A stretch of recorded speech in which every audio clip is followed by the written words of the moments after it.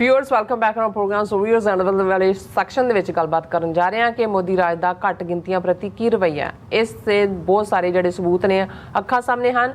ਇੱਕ ਪਾਸੇ ਪੰਜਾਬ ਤੋਂ 2900 ਕਿਲੋਮੀਟਰ ਦੂਰ ਡਿਬਰੂਗੜ੍ਹ ਜੇਲ੍ਹ ਵਿੱਚ ਭਾਈ ਅਮਰਪਾਲ ਸਿੰਘ ਤੇ ਹੋਰ 9 ਸਿੰਘਾਂ ਜਿਹੜੇ ਨੇ ਮੰਦੀ ਹਾਲਤ ਵਿੱਚ ਜੇਲ੍ਹ ਵਿੱਚ ਸੜ ਰਹੇ ਨੇ ਔਰ ਦੂਸਰੇ ਪਾਸੇ ਮਨੀਪੁਰ ਵਿੱਚ 300 ਤੋਂ ਜ਼ਿਆਦਾ ਚਰਚ ਸਾੜ ਦਿੱਤੇ ਗਏ ਹਨ ਔਰ ਕਸ਼ਮੀਰ ਦੀਆਂ ਜਿਹੜੀਆਂ ਮਸੀਤਾਂ ਵਿੱਚ फौज दाखिल हो के मौलवियां दी मारकुट करके उन्हां तों जय श्री राम दे नारे लवा रही है। सो इस बारे आपां गलबात करन जा रहे हैं। सो असीं चाहांगे कि तुसां नाल इस तरह बने रहना। देखण सुन लिया लिखण लई तुहाडा सब दा बहुत बहुत धन्नवाद जी। राज साहब की कहना चाहोगे? देखो, सब तो पहला तो असीं फेसबुक ते जिहड़े साडे व्यूअर्स दे मैसेजेस ने वो सांझे करदे जी। वीर बॉब सिंह जिहड़े पिछले प्रोग्राम च गैर हाज़र सी ट्रैवल कर रहे होणगे जी, उन्हां दा मैसेज है। उन्होंने कहा सरबजीत सिंह घुमान होरां दी लिखत आप जी ने साझी की जो कि बा कमाल सी। उस संबंध में कुछ होर कहांगा। मौत का की है, ये तो किते भी आ सकती है, फिर मौत का डर क्यों? खालसा त्यार बर त्यार का मतलब ही ये है कि सिंह मौत तो भै नहीं खाते।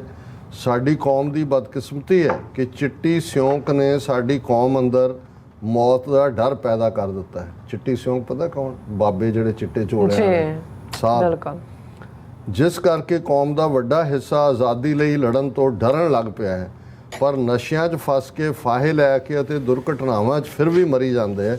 मौत तो आनी ही है, क्यों ना कौम लई कुछ करके गुरु चरनां विच अपना आपा भेंट करिए। खालिस्तान जिंदाबाद।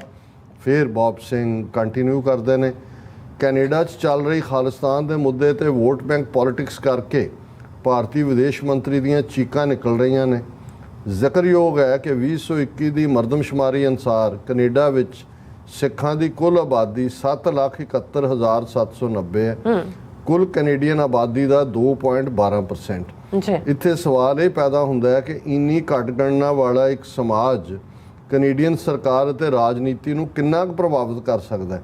हुण इत्थे मैं नहीं, कैनेडा के मैंबर पार्लीमेंट आप कहंदे ने कि वो सिखां दे कारोबारी जनून ਤੇ ਉਹਨਾਂ ਦੀ ਅਣਥੱਕ ਮਿਹਨਤ ਕਰਕੇ ਕੈਨੇਡਾ ਦੀ ਆਰਥਿਕ ਸਥਿਤੀ ਵਿੱਚ ਬਹੁਤ ਵੱਡਾ ਯੋਗਦਾਨ ਰੱਖਦੀ ਹੈ। ਗੱਲ ਕਾਰੋਬਾਰ ਦੀ ਹੋਵੇ ਜਾਂ ਨਿਸ਼ਕਾਮ ਸੇਵਾ ਦੀ, ਸਿੱਖ ਕੌਮ ਨੇ ਆਪਣਾ 100% ਕੈਨੇਡਾ ਸਰਕਾਰ ਨੂੰ ਦਿੱਤਾ ਹੈ। ਕੈਨੇਡੀਅਨ ਸਰਕਾਰ ਹਿੰਦੁਸਤਾਨੀਆਂ ਵਾਂਗ ਅਕਿਰਤਕਣ ਨਹੀਂ ਹੈ। ਇਹ ਹਿੰਦੂਤਵੀ ਸ਼ੈਤਾਨ ਚਾਹੁੰਦੇ ਹਨ ਕਿ ਜਬਰਨ ਸਭ ਦੀਆਂ ਬੋਦੀਆਂ ਅਤੇ ਅੱਧ ਨੰਗੀ ਧੋਤੀ ਪਵਾ ਕੇ हिंदू राष्ट्र बना दिता जाए। ये अपने गैर कानूनी छड़यंत्र नूं डेमोक्रेसी का नाम दे के अपने लोगों नूं तां बेवकूफ बना सकते हैं, पर अजे बाहरले लोगों तक अपना प्रभाव नहीं पा सके। इन्हां मूत पीणियां की असलीयत बहुत जल्द जग अगे खुल जाएगी और इन्हां नूं पानी विच डुब्बण नूं भी थां नहीं लभेगी। बॉब सिंह होरां दी लिखत इन्नी मुकम्मल हुंदी है कि उहदे च कोई होर लफज ऐड करन दी लोड़ नहीं हुंदी। और जगतार सिंह जौहर कहंदे ने डॉक्टर साहब अंग्रेज़ां च तां भी रब हैगा सी, पर ये तो है ही अन्ने ने और इहदे च कोई शक नहीं है क्योंकि ये तां जिहड़ा हिंदू अन्ना वाली गल हैगी है साडी गुरबाणी च भी। गुरनेक सिंह मसाणीआ वो कहंदे ने सिख कौम दे जंगी जुझारू योधियां शहीदां नूं कोटानकोट प्रणाम। आज़ादी ही हल है, खालिस्तान जिंदाबाद। और इस तरह दविंदर संधू इन्हां सारे मसलियां दा इक्को ही हल आज़ादी। सुरिंदर धालीवाल, अकम सिंह लाली और सोहण सिंह माहल, अकम सिंह लाली फिर उन्होंने फतेह बुलाई है और खालिस्तान जिंदाबाद। बलविंदर सिंह चट्ठा कहते ने तुहानू भी उन्होंने फतेह बुलाई है और उन्होंने कहा फ्रॉम मैक्सीको। अच्छा, ये मैक्सीको गए हुए ने। खालिस्तान जिंदाबाद की भी 84 डूइंग वंडरफुल जॉब। चट्ठा साहब की गल है, कदे उत्थे साइप्रस पहुंचे हुंदे हो, कदे वो कल्ले कल्ले जांदे सानू लेके जांदे नहीं। चलो, रणजीत सिंह चाल डॉक्टर साहब मैं सर्टिफाइड टैक्नीशियन है। मैं सारे लीडर्स ਲਈ ਉਹਨਾਂ ਦੇ ਆਪਣੇ ਵਹੀਕਲ ਹੀ ਬੁਲਟ ਪ੍ਰੂਫ ਵਹੀਕਲ ਬਣਾ ਸਕਦਾ ਹਾਂ ਫ੍ਰੀ ਆਫ ਕਾਸਟ। ਮੈਨੂੰ ਕੰਟੈਕਟ ਕਰਨਾ, ਮੈਂ ਸੇਵਾ ਕਰਨਾ ਚਾਹੁੰਦਾ ਹਾਂ। ਬਹੁਤ ਸ਼ੁਕਰੀਆ ਚਾਲ ਸਾਹਿਬ, ਤੁਸੀਂ ਆਪਣੀ ਕੰਟੈਕਟ ਇਨਫੋਰਮੇਸ਼ਨ ਵੀ ਭੇਜ ਦੇਣਾ। ਜ਼ਰੂਰ ਹੈ ਜੋ ਤੁਸੀਂ ਸੇਵਾ ਕਰ ਰਹੇ ਹੋ, ਸੇਵਾ ਦੀ ਵੀ ਲੋੜ ਹੈ। और फिर उन्होंने बॉब सिंह ने भी उन्होंने तारीफ की है, रणजीत सिंह चाल उन्होंने। गुरनाम सिंह लिखते हैं मदर ऑफ डेमोक्रेसी का बैक गियर लगा होया। डैथ वो कित्थे जाके ਨਾ ਦੇਖੋ ਕਿੱਥੇ ਜਾ ਕੇ ਖੜਦੇ ਆ ਬੈਗ 'ਚ ਤਾਂ ਹੁਣ ਗੰਦੇ ਨਾਲੇ 'ਚ ਡਿੱਗਣਗੇ। ਔਰ ਬੌਬ ਸਿੰਘ ਜਵਾਬ ਦਿੰਦੇ ਨੇ ਇਹਨਾਂ ਨੇ ਖਾਲਿਸਤਾਨ ਦੇ ਬਾਰਡਰ ਤੇ ਆ ਕੇ ਖਾਲਸੇ ਕੋਲੋਂ ਧੱਕੇ ਖਾਣੇ। ਔਰ ਪ੍ਰਦੀਪ ਸਿੰਘ ਜਿੰਨੀ ਪੁਰਾਣੀ ਹੈ ਦੁਨੀਆ ਉਨੀ ਪੁਰਾਣੀ ਭਰਮ ਭੇਡ ਚਾਲ ਹੈ ਵੀ ਨਾਲ ਹੀ ਹੈ। ਹੁਣ ਮੇਘਰਾਜ ਸਿੰਘ ਪੂਰੀ ਦੇਵਨਾਗਰੀ 'ਚ ਲਿਖਦੇ ਨੇ, उन्होंने कहा जो गुलाम इंसान ही दूसरों को गुलाम बनाता है, जो गुलाम बनाते हैं दूसरे इंसानों को राजसत्ता होते हुए भी, बॉडीगार्ड होते हुए भी मानसिक गुलामी की दलदल में फंस जाते हैं। बढ़िया फिलॉसफियाँ नहीं करना चाहते। ऐसे इंसान मन की शक्ति, शरीर की शक्ति, धन की शक्ति, राजसत्ता की शक्ति का गलत इस्तेमाल करके अपनी ज़िंदगी को कुत्तों वाली बना लेते हैं। ही कुत्ते तो उन्होंने जीवन कुत्ते वाली बनानी है। जो इंसान दूसरों को भी आज़ादी से जीने का हक देते हैं, चाहे उनके पास बॉडीगार्ड हो या ना हो, राजसत्ता में हो या ना हो, फिर भी वो आज़ादी के लिए जीते हैं। ऐसे इंसान मन की शक्ति, शरीर की शक्ति, धन की शक्ति, पैसे की शक्ति, राजसत्ता शक्ति का सही इस्तेमाल करके अपनी ज़िंदगी को शेरों वाली बना लेते हैं। जो इंसान ज़िंदा होते हैं वे आज़ादी से जीते हैं और शेरों वाली ज़िंदगी जीते हैं। और जी उन्होंने कही है मेघराज सिंह जी ने, गल ये है कि गुलामी स्टेट ऑफ माइंड है। गुलाम वो बनता जो गुलाम रहना चाहता। तुसीं कड़ियां चो, हथकड़ियां चो, बेड़ियां चो, भाई जगतार सिंह हवारा जो खालिस्तान जिंदाबाद कहते हैं उन्होंने जेलर भी पुट्ठे होकर कुर्सी तो डिग पैंदे कि भाई ये जकड़िया बंदा भी जिहड़ा है। और ये बिल्कुल ठीक है कि जिहड़ी स्टेट ऑफ माइंड है वही। और इसे ही प्रोफैसर पूਰਨ ਸਿੰਘ ने ਜਦੋਂ ਸਿੱਖਾਂ ਨੂੰ ਐਡਰੈਸ ਕਰਦਿਆਂ ਜਿਹੜਾ ਉਸ ਸਿੱਖੀ ਕਰੈਕਟਰ ਜਿਹੜਾ ਗੁਰੂ ਸਾਹਿਬ ਨੇ ਸਿਰਜਿਆ ਕਿ ਧੁਰਥੀ ਆਜ਼ਾਦ ਇਹ ਸਤਿਗੁਰ ਦੇ ਬੰਦੇ।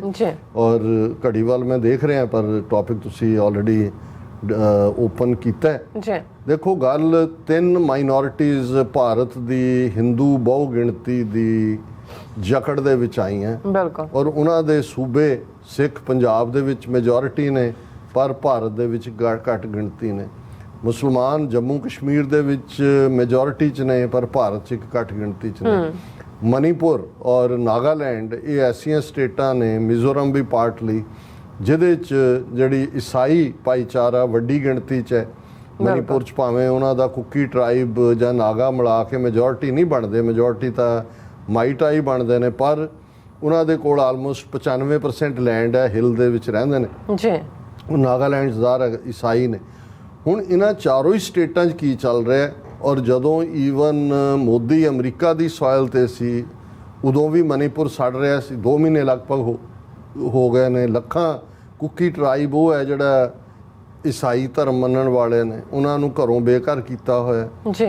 300 ਤੋਂ ਜ਼ਿਆਦਾ ਚਰਚ, ਇਹ ਫਿਗਰ ਉਹਨਾਂ ਦਾ ਜਿਹੜਾ ਆਰਚ ਬਿਸ਼ਪ ਹੈ ਉਹਦੀ ਸੀ, ਉਹ ਮਨੀਪੁਰ 'ਚ ਸਾੜੇ ਜਾ ਚੁੱਕੇ ਨੇ, ਡਿਸਟਰੋਏ। ਔਰ ਦੁਬਾਰਾ ਉਹਨਾਂ ਬਣਾਉਣ ਨਹੀਂ, ਉਹਨਾਂ ਨੇ ਕਹਿਣਾ ਜੇ ਗਵਰਨਮੈਂਟ ਲੈਂਡ 'ਚ ਬਣੇ ਨੇ। ਮਤਲਬ ਇਹ ਹੈ ਕਿ ਘੱਟ ਗਿਣਤੀਆਂ ਦੇ ਖਿਲਾਫ ਜਿਹੜੀ ਜੰਗ ਇਹਨਾਂ ਨੇ ਸ਼ੁਰੂ ਕੀਤੀ ਹੋਈ ਹੈ, ਸਿੱਖਾਂ ਦੇ ਖਿਲਾਫ ਤਾਂ ਹੈ ਹੀ ਹੈ ਟੋਟਲ ਵਾਰ ਜਦੋਂ ਅਸੀਂ ਕਹਿੰਦੇ ਹਾਂ। ਅਸੀਂ ਅੱਜ ਓਪਨਿੰਗ ਸੈਗਮੈਂਟ ਪਾਈ ਅੰਮ੍ਰਿਤਪਾਲ ਸਿੰਘ ਔਰ 9 ਸਿੰਘ ਹੋਰ ਕਿਵੇਂ ਪੰਜਾਬ ਤੋਂ 2900 ਕਿਲੋਮੀਟਰ ਦੂਰ ਡਿਬਰੂਗੜ੍ਹ ਜੇਲ੍ਹ 'ਚ ਔਰ ਕਿਹਨਾਂ ਹਾਲਾਤਾਂ 'ਚ ਉਹਨਾਂ ਨੂੰ ਰੱਖਿਆ ਜਾ ਰਿਹਾ। ਇਹ ਆਪਣੇ ਆਪ 'ਚ ਹੀ ਇਸ ਗੱਲ ਦਾ ਸਬੂਤ ਹੈ ਕਿ ਨਵਾਂ ਕਾਲਾ ਪਾਣੀ ਲੱਭ ਕੇ ਸਿੱਖਾਂ ਔਰ ਪੰਜਾਬ 'ਚ ਕੀ ਚੱਲ ਰਿਹਾ। ਕੋਈ ਗੁਰਦੁਆਰਾ ਸੋਧ ਬਿੱਲ ਦੇ ਨਾਂ ਥੱਲੇ, ਕੋਈ ਫੜੋ ਫੜੀ ਦੇ ਨਾਂ ਥੱਲੇ। ਕਸ਼ਮੀਰ, 2 ਖਬਰਾਂ ਕਸ਼ਮੀਰ ਦੀਆਂ ਹਾਲਾਂ ਇਹ ਪਿਛਲੇ ਹਫਤੇ ਤੋਂ ਹੀ ਡਿਸਕਸ ਆਈਆਂ ਔਰ ਇਹਦੇ ਉੱਤੇ ਕਿਉਂਕਿ ਮਹਿਬੂਬਾ ਮੁਫਤੀ ਹੋਏ, ਫਾਰੂਕ ਅਬਦੁੱਲਾ ਹੋਏ, ਉਮਰ ਅਬਦੁੱਲਾ ਹੋਏ, ਇਹਨਾਂ ਸਾਰਿਆਂ ਨੇ ਇਸ ਦੇ ਉੱਤੇ ਬਿਆਨਬਾਜ਼ੀ ਵੀ ਕੀਤੀ ਔਰ ਫੈਕਟ ਵੀ ਸਾਹਮਣੇ ਆਏ ਕਿ ਕਿਵੇਂ ਪੁਲਵਾਮਾ ਦੀ ਮਸਜਿਦ ਦੇ ਵਿੱਚ ਸਵੇਰ ਦੇ ਵੇਲੇ ਜਦੋਂ ਕਿਉਂਕਿ ਆਜ਼ਾਨ ਜਿਹੜੀ ਆਵਾਜ਼ ਹੁੰਦੀ ਹੈ ਕਿ ਆ ਜਾਓ ਅੱਲਾ ਵਾਲਿਓ, ਜਿਹੜਾ ਇਹ ਨਮਾਜ਼ ਦਾ ਵਕਤ ਹੈ, ਹਰ ਮਸਜਿਦ 'ਚੋਂ ਦਿੱਤੀ ਜਾਂਦੀ ਹੈ। ਐਨ ਉਸ ਵੇਲੇ ਉਹਨਾਂ ਨੇ ਉਹਨੂੰ ਮੁੱਲਾ ਨੂੰ ਫੜ ਕੇ ਕੁੱਟਿਆ, ਫੌਜ ਦਾ ਮੇਜਰ ਹਿੰਦੂ ਤਵੀ, ਔਰ ਫੌਜ ਅੰਦਰ ਦਾਖਲ ਹੋਈ। ਉਹਨੂੰ ਕਿਹਾ ਵੀ ਅਜ਼ਾਨ ਤਾਂ ਤੂੰ ਦੇਣੀ ਹੈ ਪਰ ਨਾਲ ਜੈ ਸ਼੍ਰੀ ਰਾਮ ਦੇ ਨਾਅਰੇ ਵੀ ਲਾਉਣੇ ਨੇ ਅੰਦਰੋਂ, ਜਿਹੜਾ ਕਿ ਹੁਣ ਮਜ਼ਹਬੀ ਲਾਈਨ ਹੈ ਜਿਹਦੇ। ਔਰ ਉਹਨੂੰ ਜਦੋਂ ਮਨਾ ਕੀਤਾ ਤੇ ਉਹਨੇ ਮੇਜਰ ਨੇ ਖੁਦ ਫੜ ਕੇ ਜਿਹੜਾ ਜੈ ਸ਼੍ਰੀ ਰਾਮ, ਇਹ ਇੱਕ ਤੋਂ ਜ਼ਿਆਦਾ ਮਸਜਿਦਾਂ 'ਚ ਹੋਇਆ ਔਰ ਇਹ ਸਟੋਰੀਜ਼ ਵੀ ਮੇਨ ਬਣੀਆਂ ਕਿ ਪੁਲਵਾਮਾ ਦੀ ਮਸਜਿਦ 'ਚ ਮੇਜਰ ਨੇ ਜੈ ਸ਼੍ਰੀ ਰਾਮ ਦਾ ਨਾਰਾ ਲਗਾਉਣ ਲਈ ਕੀਤਾ ਮਜਬੂਰ ਔਰ ਮਾਰ ਕੁਟਾਈ ਵੀ ਜਿਹੜੀ ਹੈ ਉਹਨਾਂ ਦੀ ਕੀਤੀ ਗਈ। ਫਿਰ ਇਸ ਦੇ ਬਾਵਜੂਦ ਕਿ ਇਹ ਖਬਰ ਕੱਲੀ ਇਹ ਨਹੀਂ ਵੀ ਇਸ ਲੈਵਲ ਤੇ ਆਈ, ਜਿਨ੍ਹਾਂ ਦੇ ਨਾਲ ਇਹ ਵਾਪਰਿਆ ਉਹਨਾਂ ਨੇ ਉਸ ਦੀ ਪੁਸ਼ਟੀ ਕੀਤੀ, ਲੇਕਿਨ ਕੋਈ ਫੌਜ ਵੱਲੋਂ ਐਸੀ ਸਟੇਟਮੈਂਟ ਨਹੀਂ ਆਈ ਹੁਣ ਕਿ ਭਾਈ ਉਹਨਾਂ ਨੇ ਫੌਜੀ ਮੇਜਰ ਦੇ ਖਿਲਾਫ ਕਾਰਵਾਈ ਕੀਤੀ ਹੈ ਜਾਂ ਉਹਨਾਂ ਜਵਾਨਾਂ ਦੇ ਖਿਲਾਫ ਕੀਤੀ ਹੈ ਕਿ ਵੀ ਤੁਸੀਂ ਮਸਜਿਦ ਦੇ ਵਿੱਚ। ਔਰ ਮੈਂ ਇਹ ਕਹਿਣਾ ਚਾਹੁੰਦਾ ਕਿ ਬਹੁਤ ਵਾਰ ਸਾਡੇ ਕੁਝ ਵੀਰ ਨੇ ਜਿਹੜੇ ਮੈਨੂੰ ਕਹਿਣਗੇ ਕਿ ਜੀ ਡਾਕਟਰ ਸਾਹਿਬ ਕਈ ਵਾਰ ਤੁਸੀਂ ਦੇਖੋ ਮੁਸਲਮਾਨਾਂ ਦੀ ਵਕਾਲਤ ਕਰਦੇ ਹੋ ਜਾਂ ਉਹਨਾਂ ਦਾ ਜ਼ਿਆਦਾ ਹੇਜ ਕਰਦੇ ਹੋ, ਉਹ ਤਾਂ ਕੁਝ ਨਹੀਂ ਕਰਦੇ ਹੈ। ਔਰ ਅਨਫੋਰਚੂਨੇਟਲੀ ਹੁਣ 2-3 ਘਟਨਾਵਾਂ ਪਾਕਿਸਤਾਨ 'ਚ ਪਿਸ਼ਾਵਰ ਦੇ ਵਿੱਚ ਵੀ 2, ਇੱਕ ਮਰਡਰ ਹੋਇਆ, ਇੱਕ ਜ਼ਖਮੀ ਹੋਇਆ। ਅੱਜ ਇੱਕ ਖਬਰ ਜਿਹੜੀ ਸ਼ੱਕਰ ਦੇ ਹਵਾਲੇ ਨਾਲ ਸੀ ਕਿ ਈਦ ਦੇ ਮੌਕੇ ਉਸ ਗੁਰਦੁਆਰਾ ਸਾਹਿਬ 'ਚ ਕੁਝ ਜਨੂਨੀ ਕਿਸਮ ਦੇ ਆ ਕੇ ਕੱਟੜਪੰਥੀ ਵੜ ਗਏ ਤੇ ਉਹਨਾਂ ਨੇ ਕਿਹਾ ਜੀ ਨਹੀਂ ਅੱਜ ਤੁਸੀਂ ਇੱਥੇ ਕੁਝ ਨਹੀਂ ਕਰ ਸਕਦੇ, ਔਰ ਉਹ ਰਿਪੋਰਟ ਕਰਨਗੇ। ਰਿਪੋਰਟ ਇਹਦੇ 'ਚ ਕੋਈ ਸ਼ੱਕ ਨਹੀਂ ਹੈ ਕਿ ਭਾਈ ਇਸ ਕਿਸਮ ਦੀਆਂ ਘਟਨਾਵਾਂ ਜਿਹੜੀਆਂ ਨੇ ਉਹ ਵਾਪਰਦੀਆਂ ਨੇ। ਅਸੀਂ ਆਪਣੇ ਲੈਵਲ ਤੇ ਉਹਨਾਂ ਦੇ ਅਦਾਰਿਆਂ ਤੱਕ ਪਹੁੰਚਾਉਂਦੇ ਵੀ ਹਾਂ, ਕੁਝ ਮਾਮਲਿਆਂ 'ਚ ਐਕਸ਼ਨ ਵੀ ਲਿਆ ਜਾਂਦਾ। ਪਰ ਜਦੋਂ ਜੇ ਮੁਸਲਮਾਨ ਅੱਜ ਭਾਰਤ ਦੇ ਵਿੱਚ ਇਸ ਲੈਵਲ ਤੇ ਵਿਕਟਮ ਬਣ ਰਹੇ ਨੇ ਤੇ ਸਾਡਾ ਜਦੋਂ ਅਸੀਂ ਇਹ ਦੇਖਦੇ ਹਾਂ ਇਸ ਸਾਰੇ ਨੂੰ ਕਿ ਅੱਜ ਜੇ ਚਰਚ ਸੜ ਰਹੇ ਨੇ ਜਾਂ ਮਸੀਤਾਂ 'ਚੋਂ ਅਜ਼ਾਨ ਦੀ ਥਾਂ ਜੈ ਸ਼੍ਰੀ ਰਾਮ ਗੂੰਜ ਰਿਹਾ ਹੈ, 20 ਤੋਂ 22 ਕਰੋੜ ਮੁਸਲਮਾਨ ਇੰਡੀਆ 'ਚ ਹੈ ਔਰ ਸਿੱਖਾਂ ਨਾਲੋਂ ਜ਼ਿਆਦਾ ਗਿਣਤੀ 'ਚ ਈਸਾਈ ਹਿੰਦੁਸਤਾਨ ਭਾਰਤ ਦੇ ਵਿੱਚ ਨੇ। ਜੇ ਉਹਨਾਂ ਦੇ ਨਾਲ ਇਹ ਹੋ ਰਿਹਾ ਤੇ ਅਸੀਂ ਤਾਂ ਆਲਰੇਡੀ ਇੱਕ ਤੋਂ ਬਾਅਦ ਇੱਕ ਘੱਲੂਘਾਰਾ ਵੀ ਦੇਖਿਆ, ਔਰ ਇਹਨਾਂ ਲਈ ਕਿੰਨਾ ਕੁ ਵਕਤ ਲੱਗੇਗਾ ਕਿ ਇਹਨਾਂ ਨੇ ਗੁਰਦੁਆਰਿਆਂ 'ਚ ਜੋ ਬੁੱਧ ਦੇ ਵੇਲੇ ਕੀਤਾ ਸੀ ਕਿ ਬੁੱਧ ਦੀਆਂ ਮੂਰਤੀਆਂ ਤੇ ਦੂਜਾ ਸਤੂਪੇ ਚੁੱਕ ਕੇ ਬਾਹਰ ਮਾਰੇ, ਅੰਦਰ ਸ਼ਿਵਲਿੰਗ ਲਿਆ ਕੇ ਰੱਖ ਦਿੱਤੇ। ਸੋ ਸਾਡੇ ਤਾਂ ਆਲਰੇਡੀ ਇੱਕ ਵੱਡਾ ਤਬਕਾ ਜਿਹੜਾ ਉਹਨਾਂ ਦੇ ਪ੍ਰਭਾਵ ਥੱਲੇ, ਉਹ Patna committee, Hazur Sahib committee, Delhi committee, ਹੁਣ ਰਹਿਣ ਖੂੰਦ ਜਿਹੜੀ ਸ਼੍ਰੋਮਣੀ ਕਮੇਟੀ ਦੀ ਆ ਉਹਦੇ ਤੇ ਵੀ ਹਾਵੀ ਹੋ ਰਹੇ ਨੇ। ਸੋ ਅਸੀਂ ਇਹ ਮਹਿਸੂਸ ਕਰਦੇ ਹਾਂ ਕਿ ਭਾਈ ਇਹ ਸਾਡੀ ਲੜਾਈ, ਇਹਦੇ ਬਾਵਜੂਦ ਕਿ ਸਾਨੂੰ ਇਹ ਸ਼ਿਕਾਇਤ ਵੀ ਹੁੰਦੀ ਹੈ ਕਿ ਭਾਈ ਸਾਡੇ ਲਈ ਕੋਈ ਨਹੀਂ ਬੋਲਦਾ ਹੈ, ਪਰ ਕਦੀ ਕਦਾਈ ਜਦੋਂ ਤੁਸੀਂ ਇਸ ਰਸਤੇ ਤੇ ਤੁਰਦੇ ਹੋ ਤੁਹਾਨੂੰ ਐਸੇ ਵੀ ਮਿਲ ਜਾਂਦੇ ਨੇ ਜਿਨ੍ਹਾਂ ਨੂੰ ਇਹ ਲੱਗਦਾ ਹੁੰਦਾ ਕਿ ਆਪ ਉਹ ਭਾਵੇਂ ਡਰੇ ਹੁੰਦੇ ਨੇ, ਸਿੱਖਾਂ ਨੂੰ ਘੱਟੋ ਘੱਟ ਉਹ ਸਮਝਦੇ ਨੇ ਵੀ ਇਹ ਸਾਡੀ ਆਵਾਜ਼ ਵੀ ਬਣੇ ਹੋਏ ਨੇ। ਸੋ ਉਹ ਬੋਲਣ ਜਾਂ ਨਾ ਬੋਲਣ, ਅਸੀਂ ਤਾਂ ਆਪਣੇ ਗੁਰੂ ਨੂੰ ਜਵਾਬ ਦੇ ਹਾਂ ਤੇ ਸਾਡੇ ਗੁਰੂ ਨੇ ਸਾਨੂੰ ਜਿਹੜੇ ਵੀ ਨਿਮਾਣੇ, ਨਿਤਾਣੇ, ਓਪਰੈਸ, ਸੁਪਰੈਸ, ਡਿਪਰੈਸਡ ਨੇ ਉਹਨਾਂ ਦੇ ਲਈ ਆਵਾਜ਼ ਚੁੱਕਣ ਦਾ ਗੁਰੂ ਦਾ ਆਦੇਸ਼ ਹੈ। ਔਰ ਜੇ ਅਸੀਂ ਵੀ ਉਹੀ ਫਿਰਕਾ ਦਰਾਨਾ ਪਹੁੰਚ ਰੱਖਾਂਗੇ ਕਿ ਜੀ ਜੇ ਕੋਈ ਸਾਡੇ ਲਈ ਨਹੀਂ ਬੋਲਦਾ ਤੇ ਅਸੀਂ ਉਹਨਾਂ ਲਈ ਕਿਉਂ ਬੋਲੀਏ, ਫਿਰ ਸਾਡੇ ਤੋਂ ਉਹਨਾਂ 'ਚ ਫਰਕ ਕੀ ਹੋਇਆ? ਇਹੀ ਸਿੱਖ ਦੇ ਵਿੱਚ ਇੱਕ ਫਰਕ ਹੈ ਕਿ ਸਿੱਖ ਤਾਂ ਜਿਹੜਾ ਉਸ ਦੇ ਨਾਲ ਹੁਣ ਈਵਨ ਜਦੋਂ ਧਰਨਾ ਸੀ, ਕਿਸਾਨ ਮੋਰਚਾ ਸੀ, ਉਹੀ ਪੁਲਿਸ ਵਾਲੇ ਜਿਹੜੇ ਡਾਂਗਾ ਵਰਾ ਰਹੇ ਹੁੰਦੇ ਨੇ ਉਹੀ ਸ਼ਾਮ ਨੂੰ ਆ ਕੇ ਲੰਗਰ ਛਕ ਰਹੇ ਹੁੰਦੇ ਨੇ। ਹੁਣ ਇੱਕ ਹੀ ਇਹ ਵੀ ਨੇ ਜਿਹੜੇ ਕਹਿਣਗੇ ਨਹੀਂ ਇਹ ਥੋੜ ਚਿਰੀਆਂ ਗੱਲਾਂ ਵਾਲੇ ਜਿਹੜੇ ਨੇ ਉਹ ਮੁੱਖ ਜਾਣਗੇ ਜਿਹੜੀਆਂ ਸਾਡੀਆਂ ਵੱਡੀਆਂ ਟ੍ਰੈਡੀਸ਼ਨਸ ਨੇ। ਜੇ ਸਿੱਖ ਨੂੰ ਗੁਰੂ ਸਾਹਿਬ ਨੇ ਅਕਾਲ ਪੁਰਖ ਕੀ ਫੌਜ ਕਹਿ ਕੇ ਕੁੱਲ ਇਨਸਾਨੀਅਤ ਦੀ ਲੀਡਰਸ਼ਿਪ ਦਿੱਤੀ ਹੈ ਤੇ ਅਸੀਂ ਉਸ ਆਪਣੇ ਲੀਡਰਸ਼ਿਪ ਦੇ ਰੋਲ ਨੂੰ ਨਿਭਾਉਂਦੇ ਰਵਾਂਗੇ।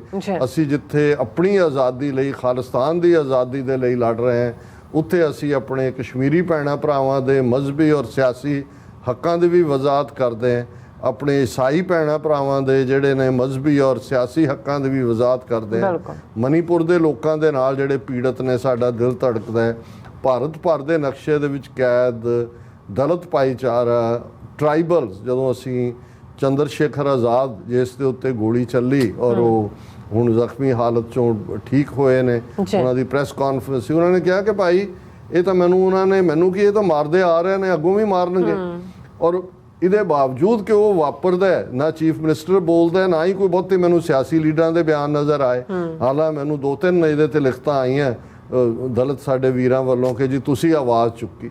ਹਾਲਾਂ ਨਾ ਮੈਂ ਚੰਦਰ ਸ਼ੇਖਰ ਆਜ਼ਾਦ ਨੂੰ ਜਾਣਦਾ, ਨਾ ਮੈਂ ਉਹਨਾਂ ਦੀ ਕਦੇ ਪਾਰਟੀ ਦੇ ਕਿਸੇ ਨਾਲ ਮੇਰਾ ਕੋਈ ਸੰਪਰਕ ਹੈ, ਪਰ ਮੈਨੂੰ ਇਹ ਲੱਗਿਆ ਕਿ ਵੀ ਨਹੀਂ ਇਹ ਜਿਹੜਾ ਹੈ ਜੇ ਸਿੱਖਾਂ ਨੂੰ ਇਹਨਾਂ ਨੇ ਟਾਰਗੇਟ ਬਣਾਇਆ, ਜਿਹੜੀ ਦਲਿਤ ਆਵਾਜ਼ ਉੱਥੇ ਖੜੀ ਹੋ ਰਹੀ ਹੈ ਬ੍ਰਾਹਮਣਵਾਦ ਦੀ, ਜੋ ਸਾਡੀ ਆਵਾਜ਼ ਜਿਹੜੀ ਹੈ ਉਹ ਡਰਟੀ ਟੈਕਟਿਕਸ ਨਾਲ ਜਿਹੜੇ ਮਰਡਰਸ ਨਾਲ ਚੁੱਪ ਕਰਵਾਉਣਾ ਚਾਹੁੰਦੇ ਨੇ, ਉਹੀ ਕਹਾਣੀ ਉੱਥੇ ਹੈ। ਔਰ ਅਸੀਂ ਇਹੀ ਗੱਲ ਜਦੋਂ ਅਸੀਂ ਇਹ ਰਿਪੀਟਡਲੀ ਕਹਿੰਦੇ ਹਾਂ ਕਿ ਭਾਈ ਸਿੱਖ ਤਾਂ ਸਾਡੇ ਜ਼ਿੰਮੇ ਗੁਰੂ ਨੇ ਲਾਇਆ ਹੋਇਆ, ਖਾਲਸਾ ਸੋਏ ਜੋ ਨਿਰਧਨ ਕੋ ਪਾਲੇ, ਖਾਲਸਾ ਸੋਏ ਜੋ ਦੁਸ਼ਟ ਕੋ ਗਾਲੇ। ਉਹ ਕਿਸੇ ਵੀ ਜ਼ਾਤ, ਕਬੀਲੇ, ਨਸਲ, ਰੇਸ, ਜਿਓਗ੍ਰਾਫੀਏ ਦਾ ਲੋੜਵੰਦ ਹੋਏਗਾ, ਖਾਲਸਾ ਉਹਦੀਆਂ ਲੋੜਾਂ ਵੀ ਪੂਰੀਆਂ ਕਰੇਗਾ ਤੇ ਕਿਤੇ ਵੀ ਕੋਈ ਓਪਰੈਸਡ ਹੈ, ਕਿਸੇ ਦੇ ਉੱਤੇ ਜ਼ੁਲਮ ਹੋ ਰਿਹਾ ਹੈ, ਖਾਲਸਾ ਉਸ ਦੇ ਹੱਕ ਲਈ ਖਲੋਏਗਾ। ਇਹੀ ਹੋਣਾ ਖਾਲਸਾ ਹੋਣਾ ਹੈ। ਜੀ ਡਾਕਟਰ ਸਾਹਿਬ, ਤੁਹਾਡਾ ਬਹੁਤ ਬਹੁਤ ਸ਼ੁਕਰੀਆ। ਸਵਾਥੇ ਲੈਣੇ ਆਪਣੇ ਵਿਊਅਰਸ ਕੋਲ ਇਜਾਜ਼ਤ। ਵਿਊਅਰਸ, ਸਾਡੇ ਪ੍ਰੋਗਰਾਮ ਦਾ ਸਮਾਂ ਇੱਥੇ ਹੀ ਖਤਮ ਹੁੰਦਾ। ਤੁਸੀਂ ਆਪਣੀ ਰਾਏ ਤੇ ਸੁਝਾਅ ਸਾਨੂੰ ਭੇਜਣਾ ਭੁੱਲਣਾ ਸਾਡੇ ਇਸ ਪਤੇ ਤੇ sos@tv84.tv ਤੇ ਅਸੀਂ ਆਪਣਾ ਪ੍ਰੋਗਰਾਮ ਲੈ ਕੇ ਫਿਰ ਦੁਬਾਰਾ ਤੁਹਾਡੇ ਸਾਹਮਣੇ ਹੋਵਾਂਗੇ। ਤਦ ਤੱਕ ਲਈ ਮੈਨੂੰ ਤੇ ਆਪਣਾ ਸੁਣਾ ਗਿਆ ਦਿਓ। ਦੇਖਦੇ ਰਹੋ TV84। ਬੁਲਾ ਦਿਓ ਫਤਿਹ। ਵਾਹਿਗੁਰੂ ਜੀ ਕਾ ਖਾਲਸਾ, ਵਾਹਿਗੁਰੂ ਜੀ ਕੀ ਫਤਿਹ। ਰੱਬ ਰਾਖਾ।